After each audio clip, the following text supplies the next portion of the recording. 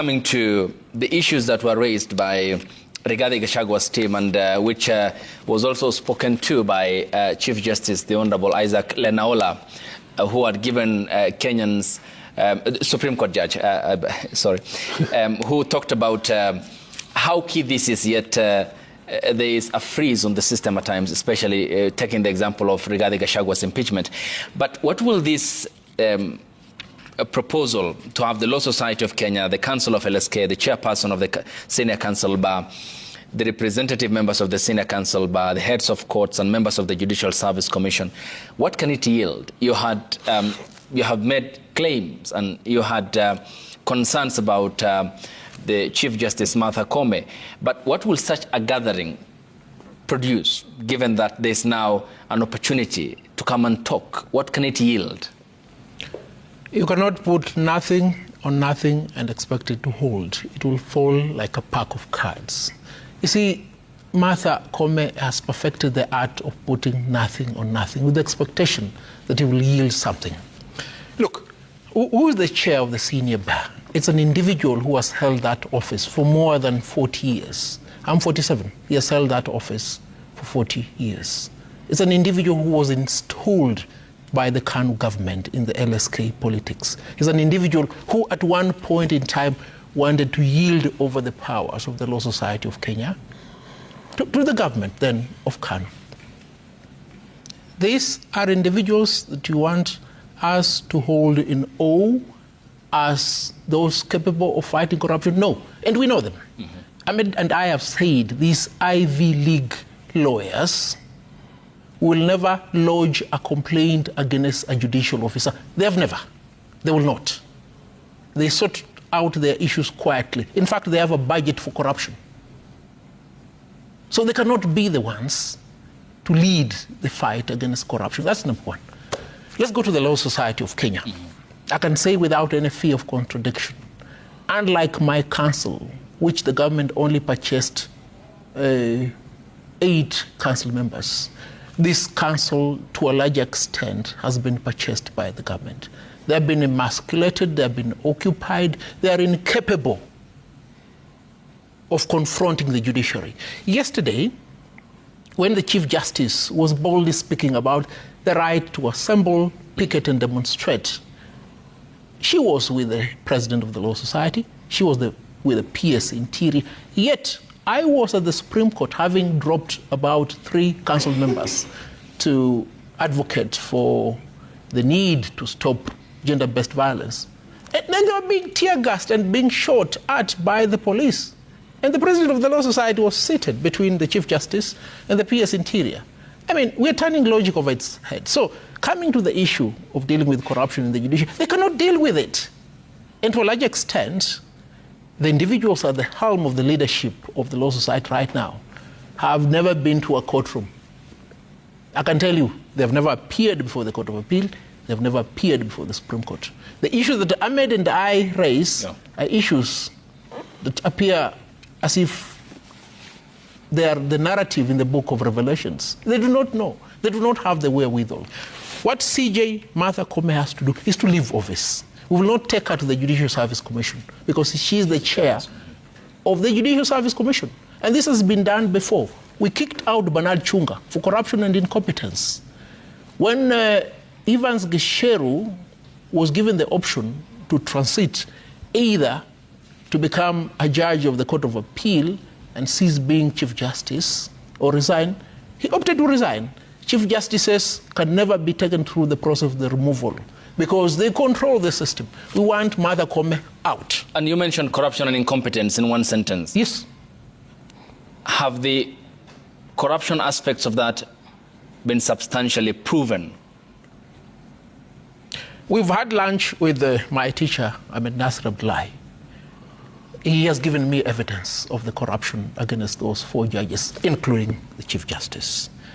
Look, some of these things, if they are to be disclosed, the state will collapse. And a prudent Chief Justice should just leave office now, quickly, before embarrassing everybody in the Supreme Court, before embarrassing everybody in the judiciary. And then we will deal with these other teething problems, which cannot be dealt with when we have a Chief Justice who, if confronted with a complaint against a judge, confines herself in the cocoon of a doctrine they have coined called decisional independence. What is decisional independence? That is bullshit. A judge receives money, makes a decision against known principles of law, and when we forward this complaint to you, you tell us that is decisional independence. Martha Koome cannot sit in office right now when we are demanding transition to a better judiciary. She must leave. And language is very important as well, just like in a courtroom. Therefore, moderation is very key. So the evidence you talked about, I'll come to them as. And you are a lawyer, you have been practicing, you have been before judges of the High Court, the Court of Appeal, and the Supreme Court. In terms of the threshold assessment, is it something, if presented before the Judicial Service Commission, can kick Martha Koome out of office?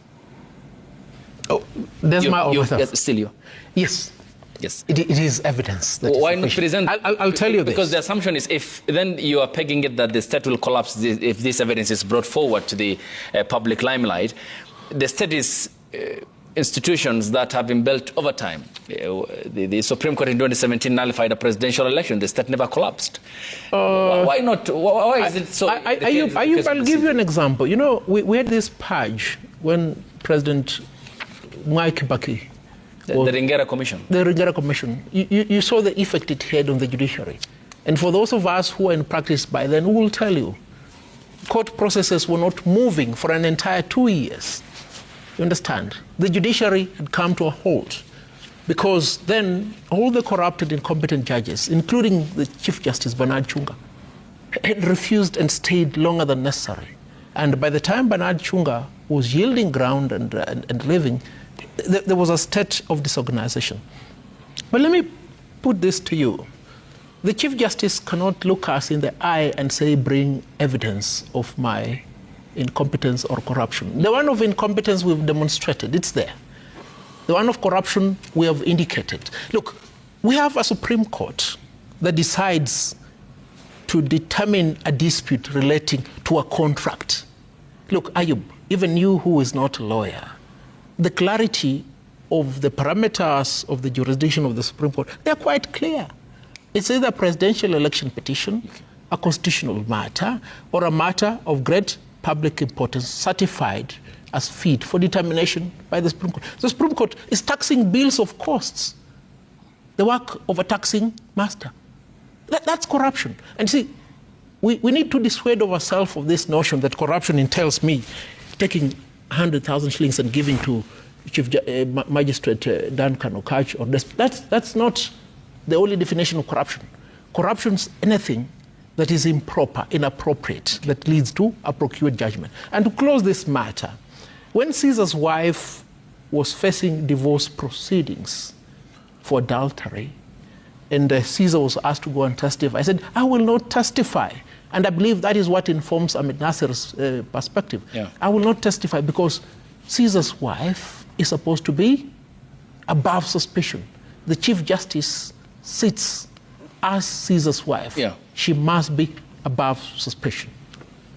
And why are you unable then to prove and bring forward that corruption allegation? We are not unable. We are saying there is no forum that can try the Chief Justice because the Chief Justice is the damn forum. So the option is seeking her resignation? We need to get her out. If she doesn't? We will get her out. How? We'll get her out. Okay. Yes, Demas. This raises fundamental questions because looking at the statement by Koome yesterday, on the 9th, not yesterday, citing the state of judiciary and the administration of the Justice Report, which was presented to Parliament on 15th of November, a total of 141 petitions were received touching on the conduct of judges, out of which 70 petitions were concluded in the financial year 23-24. 7 complaints touching on judicial officers were processed, and 3 of these complaints concluded. The Commission, she said, also registered 116 disciplinary cases against the staff, the most common of which was absence from duty at 58 complaints. 11 complaints touched on soliciting and receiving bribe. Out of these, 51 have been concluded. Does this restore faith and trust in the judiciary, given the talk of allegations of corruption, which equally is dotting the arm of government as are the other arms of government. Yes, the judiciary itself has admitted that corruption is a challenge, and we all live in Kenya and know that corruption has a very big reach, and even the past anti-corruption czar, who also happened to be a judge, said that corruption fights back.